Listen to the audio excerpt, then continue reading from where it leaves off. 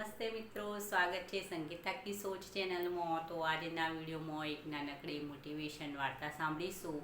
તો એક ગામ હતું, એમાં એક દ્રષ્ટિહીન વ્યક્તિ એટલે કે આંખોથી અંધ વ્યક્તિ રહેતો હતો।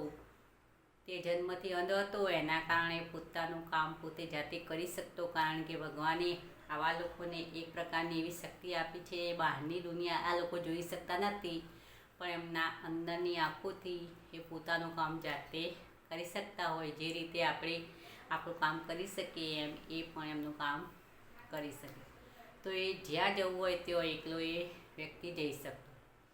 તો એકવાર એ રાત્રે પોતાના દોસ્તને ત્યાં જમવા ગયો, તો રાત્રે ટોર્ચ લઈને ગયો હતો। તો પાછા ફરતી વખતે ઘણા ટીખળખોર છોકરાઓ હોય એમને ટીખળ કરી કે જુઓ આ અંધ વ્યક્તિ, એને આ બેટરીની શું જરૂર, તો આ બેટરી લઈને ફરતો હશે, આને તો આંખો જ નથી। તો આ સાંભળી એ વ્યક્તિએ કહ્યું, હા ભાઈ, મારે આંખો નથી અને મારી બેટરીની જરૂર હોતી નથી, કારણ કે મને તો અંધારાની આદત પડી ગઈ છે। હું અંધારામાં સારી રીતે ચાલી શકું છું, પણ તમારા જેવા આંખોવાળા વ્યક્તિ ક્યાંક અંધારાની આદત ના હોય અને મને રાતમાં આવી રીતે ભટકાઈ પડે અને મને કોઈ પાડી નાખે, તો મારે આંધળા વ્યક્તિએ શું કરવું?